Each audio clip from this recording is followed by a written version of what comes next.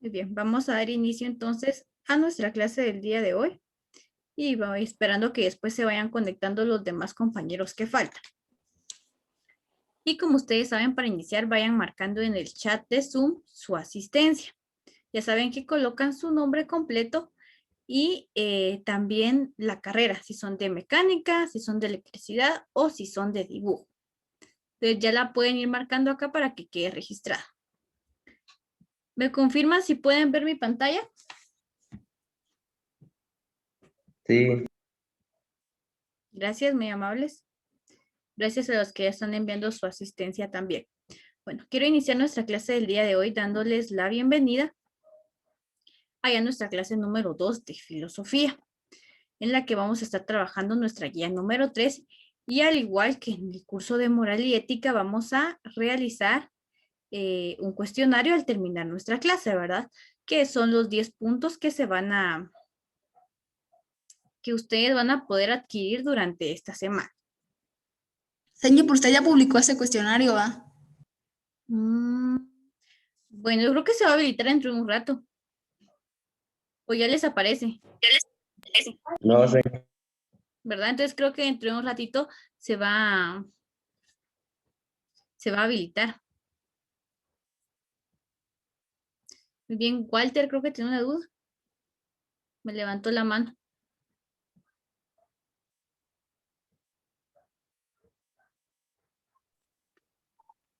Muy bien. Entonces sean bienvenidos a nuestra clase número 2. Y también quiero iniciar dándole gracias a Dios que nos permite poder interactuar mediante los medios digitales y que permiten que el aprendizaje de ustedes pueda seguir. Y nuestra actividad, como les comentaba, ¿sí, Dani? Señor, si se me va el internet es porque ya va a comenzar a llover y creo que se va a ir la luz. Ah, bueno, de todas maneras, gracias por avisar. Lo enseño. Muy bien. ¿Ya marcó su asistencia? Ya, señor. Ah, muy bien, está bien. Muy bien, y como les comentaba, eso es Señor, ¿sí? o sea que de tarea que no hay que realizar nada en el cuaderno, solamente es un cuestionario, ¿verdad? Sí, no tienen que realizar nada en el cuaderno. Buenas tardes, señor. Buenas tardes. Simplemente realizan su cuestionario y ahí les va a marcar de una vez. Buenas tardes, señor. Buenas tardes. De ahí les va a marcar de una vez el puntaje que ustedes obtuvieron. Pero ya no tienen que subir nada en donde dice guía 3. Señor. ¿Estamos claros ahí? Tengo mala conexión de red. Sí, señor. Muy bien. Muy bien, Hola, gracias. señor. Buenas tardes. Señor, fíjese que no escuché las instrucciones que estaba dando. Ah, es sobre el cuestionario que vamos a realizar al terminar nuestra clase, así como el que tuvimos en moral y ética. Ah, ok, señor, gracias. Entonces, terminando la clase, ustedes van Adelante, a plataforma y ahí van a encontrar ustedes el cuestionario. Muy bien. Señor, Sí, ¿y igual 2 días vamos a tener o solo hoy? este sí pueden entregarlo hasta el lunes. Señor. Ah, bueno, gracias. Bueno, sí. Buenas tardes, señor. Buenas tardes. ¿Sí? Señor, pero muy poco tiempo dio para responderlo. Sí, señor. El de ayer. Sí. Sí, muy poco tiempo, señor. Solo 9 minutos. No, eran 10. A mí me faltaban 3 minutos, me faltaban 6 preguntas, señor. No les creo. cabal, señor. Bien, señor. Los voy a revisar. Creo que es que no sé si este tenía 12 o tenía 10. Pero ahí se los voy a 10 alargar. tenía, señor. ¿10? Yo lo hice rápido, pero solo saqué un punto. Ay, Ahora Dios. de 20. Ay, no puedo dar 20. Es que este tema sí está un poquito complicado. Voy a revisar cuando terminemos acá la clase para a ver cuánto tiempo le dejé, si le dejé 10 o le dejé 12, para ver si le podemos también darles un poquito de tiempo. ¿Está bien?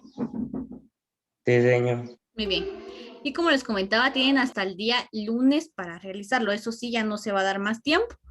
porque van a tener hoy, al terminar la clase, van a tener sábado y también van a tener domingo para que ustedes completen esa actividad.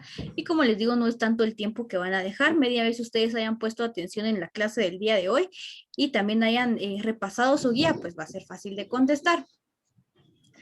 Hoy vamos a tener el título de nuestro tema del día de hoy es diferenciación de las falacias de otros tipos de razonamientos.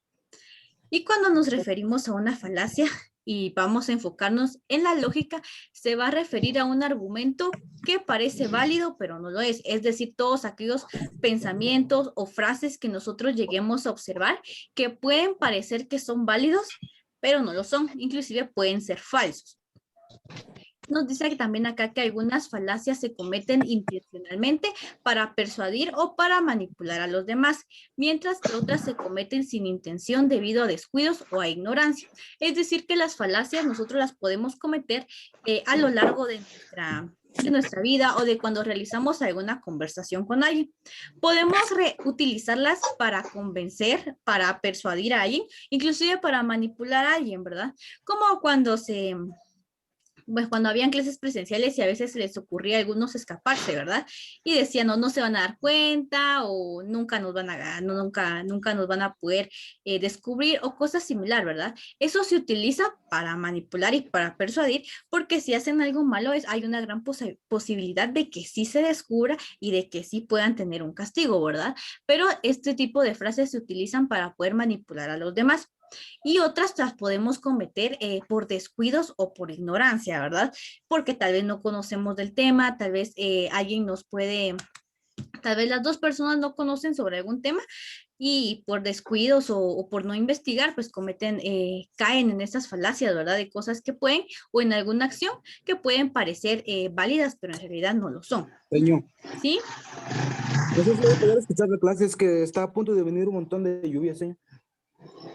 Vaya, no tengan pena. La cosa es que más o menos puedan comprender el tema y si no les falla su internet, pues que puedan seguir escuchando, aunque tal vez no vayan a comentar. Por si se va la luz, entonces, Muy bien. no sé. Sí, muy bien. Si ya marcaron su asistencia, no tengan pena. Yo ahí los voy a ir anotando. Señor, una pregunta. Sí, ¿Tenemos que escribir nuestro nombre y el grado? sí, en el chat sí. Para los que acaban de ingresar también. Bueno, gracias. Bueno, escríbanlo. Eso va a ser de todas las clases. Media vez empecemos Bueno. con nuestra clase, pueden escribir ya su nombre y por supuesto la carrera a la que pertenece. Va. También tenemos, muy bien, que en ocasiones las falacias pueden ser muy sutiles y persuasivas, por lo que se debe poner mucha atención para detectarlas. Es decir, que a veces hay personas que tienen una capacidad de convencimiento bastante desarrollada y que nos pueden llegar a convencer de hacer cosas, ¿verdad? Y ellos utilizan estas falacias para poder persuadirnos de una manera bastante sutil, bastante estructurada y desarrollada y que a veces nosotros pues ya no podemos, no nos damos cuenta y si no pues le colocamos la atención debida, por supuesto que no las vamos a poder detectar.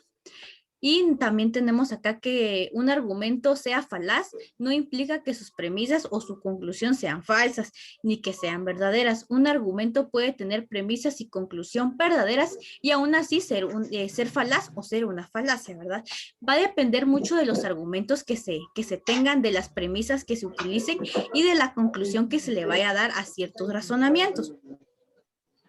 De eso va a depender si nuestra falacia va a ser, por supuesto, verdadera o va a ser falsa. Y nos decíamos que falacia significa engaño y que es un argumento que parece ser válido, pero no lo es.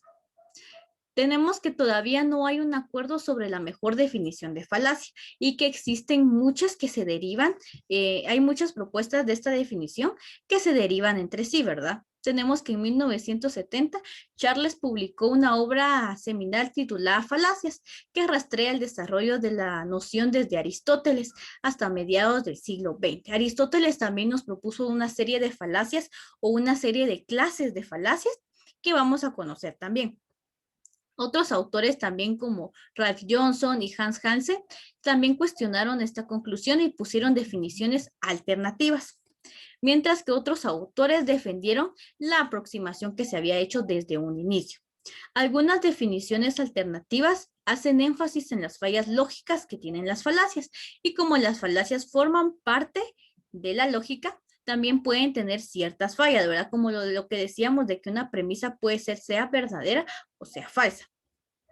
También tenemos que el problema que se da con definiciones es que algunas falacias consisten en argumentos deductivamente válidos, cuya falla está en otra parte. Por ejemplo, el falso dilema o la petición del principio. Es decir, que muchas falacias pueden tener argumentos que sean ciertos y que sean válidos, pero el problema puede estar en el dilema o en la petición que se hace desde un inicio. Entonces, ahí es donde vamos a poder ir identificando si es verdadera o si es falsa.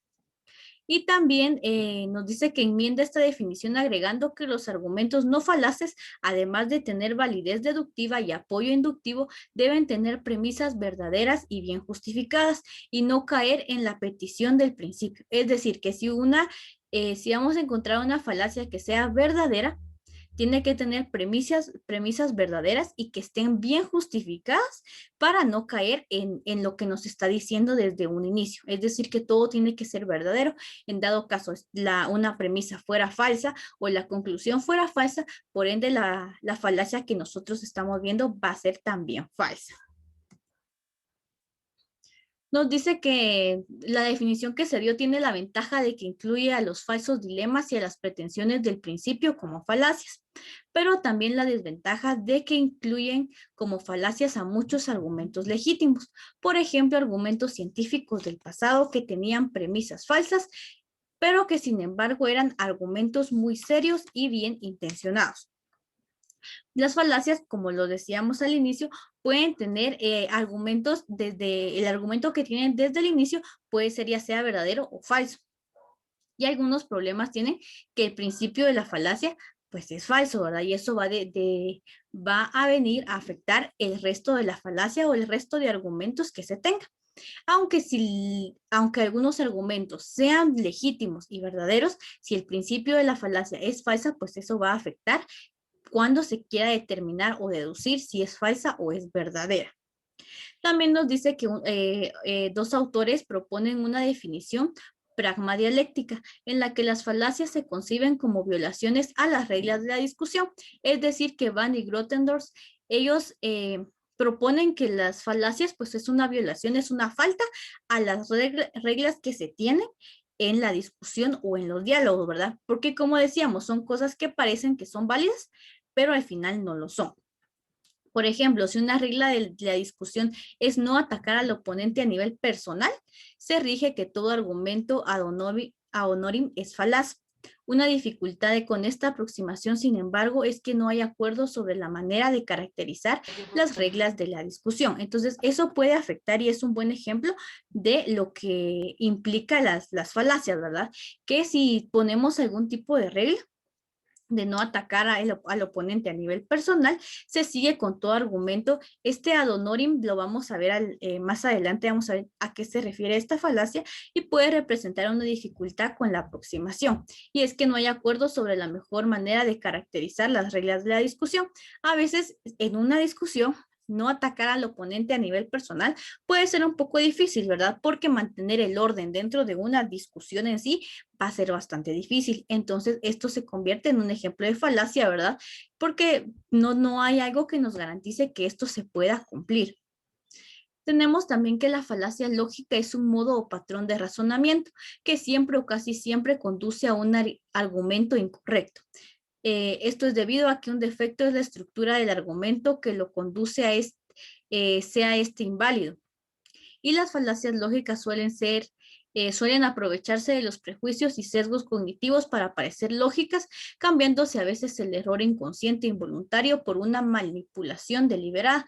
Por eso las falacias lógicas son los mecanismos automáticos más comunes para poner en práctica los sesgos cognitivos. Es decir, que una falacia se puede utilizar más que todo cuando nosotros no tenemos un conocimiento amplio sobre algún tema.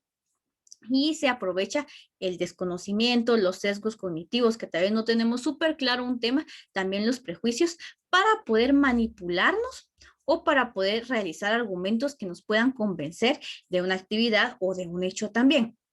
y son mecanismos automatizados y son muy comunes para la práctica de estos sesgos cognitivos, ¿verdad? Lo que les comentaba, que muchas veces se aprovecha de que no se conoce a fin un tema, pero se quiere manipular y nos quieren manipular con esa desinformación que tenemos. Tenemos que a lo largo de los siglos se han propuesto varias maneras de clasificar las falacias. La clasificación que tenemos aquí es una que propuso Aristóteles. En la primera clasificación tenemos que dividió en dos grupos las 13 falacias que indicó, las que dependen del lenguaje y las que no. Es decir, que en la primera clasificación de Aristóteles, él dividió esta clasificación en dos grupos, que eran en total 13 falacias. Unas las dividió dependiendo del lenguaje que se usaba y otras son las que no dependen del lenguaje para poder realizar su función. En el primer grupo puso las 6 falacias que dependen de ambigüedades, antibobológicas, también de combinaciones de palabras, divisiones de palabras, acentos y formas de expresión. Esos son los aspectos que Aristóteles tomó en cuenta para dividir un grupo de falacias. Ahí en este grupo del lenguaje agregó 6 falacias, ¿verdad? En el segundo grupo puso las 7 falacias que no dependen del lenguaje, entre ellas los accidentes, las falacias de las muchas preguntas, la petición de principio y la afirmación consecuente. En el segundo grupo, pues él ya tomó en cuenta otros aspectos como los accidentes que se pueden cometer o los errores, también si se realizan muchas preguntas, también la petición del principio y la afirmación consecuente.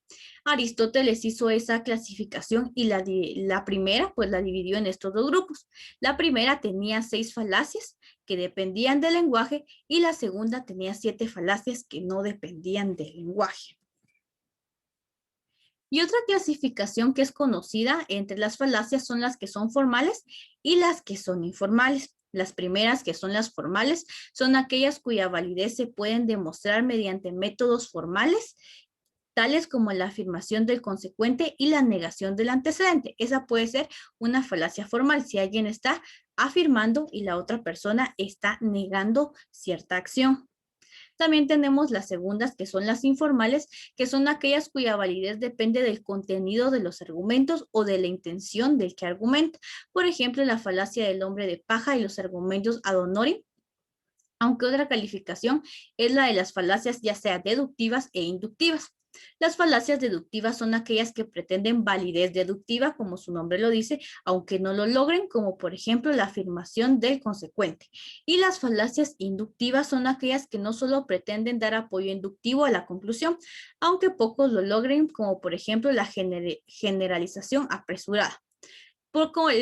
Recapitulando que las falacias formales, que ya las vamos a conocer un poco más a fondo, son aquellas que quieren demostrar mediante métodos formales, tales como la afirmación o la negación. En la segunda, más que todo, se trata de darle validez a través del contenido de los argumentos y de la intención que se tiene al argumentar. En las falacias deductivas son aquellas que pretenden dar una validez aunque no lo logren.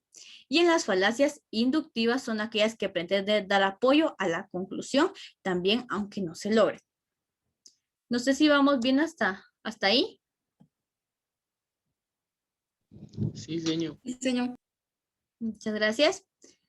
Y vamos a conocer un poco más a fondo las falacias que son formales, que son aquellas cuyo error reside en la forma o en la estructura de los argumentos. Tenemos que algunos ejemplos son conocidos como de falacias formales son la afirmación del consecuente. Un ejemplo de esta falacia podría ser, ahora vamos a conocer un ejemplo que dice, si María estudia, entonces aprobará el examen. Y abajo tenemos María aprobó el examen. Por lo tanto, María estudió. Ese es el argumento que se nos da. Primero nos dice que María estudia. Si María estudia, aprobará el examen. Y María aprobó el examen. Y entonces la conclusión que se nos da es que por lo tanto María estudió. Pero esta falacia que se nos presenta resulta evidente cuando advertimos que puede haber muchas otras razones por las que María aprobó el examen. Es decir, que esta falacia puede ser falsa. Porque que María haya aprobado el examen no significa que ya haya estudiado. Pudo haber copiado, tal vez tuvo suerte, o quizás aprendió, aprobó por el simple hecho de que recordó lo que escuchó en las clases, pero no únicamente porque haya estudiado. Y nos dice que esta falacia formal, el error de este argumento reside en la forma del mismo y en el ejemplo particular de María y su examen. Generalización apresurada. La generalización apresurada, en esta falacia se intenta concluir una proposición general a partir de un número relativamente pequeño de casos particulares. Cuando hacemos una generalización, como su nombre lo dice, vamos a hablar de forma general. Y acá tenemos un ejemplo de este tipo de falacia. Tenemos todas las personas altas que conozco son rápidas. Por lo tanto, todas las personas altas son rápidas. Acá el primer argumento nos indica todas las personas altas que conozco son rápidas. Sin embargo, esta persona que argumentó esto no conoce a todas las personas que son altas. Y, sin embargo, está haciendo acá el argumento de que todas las personas altas son rápidas, pero este argumento está muy generalizado y muy englobado, porque no se puede hablar, está hablando solo de un grupo pequeño de personas y ya está diciendo que todas las demás personas tienen esta característica. El límite entre la generalización apresurada y el razonamiento inductivo puede ser muy delgado y encontrar un criterio para distinguir entre uno y otro es parte del problema de la inducción. Es decir, que esta falacia de generalización apresurada es muy similar al razonamiento inductivo, pero que también hay ciertas características que los pueden diferenciar. Cuando hablamos de las falacias informales, nos referimos a que son aquellas cuya falta está en algo distinto a la forma o estructura de los argumentos. Resulta más claro en algunos ejemplos que vamos a conocer en este momento, ¿verdad? A diferencia de las formales, que su falla está en la estructura o en los argumentos que se dan, en las informales es porque tienen algo diferente.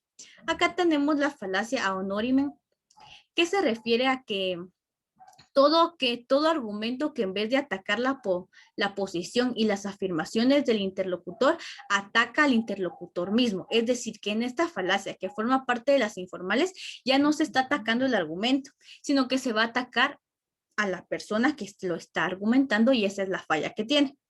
También tenemos que la estrategia consiste en descalificar la posición del interlocutor al descalificar a su defensor. Por ejemplo, si alguien argumenta, usted dice que robar está mal, pero usted también lo hace. Está cometiendo una falacia ad honorem.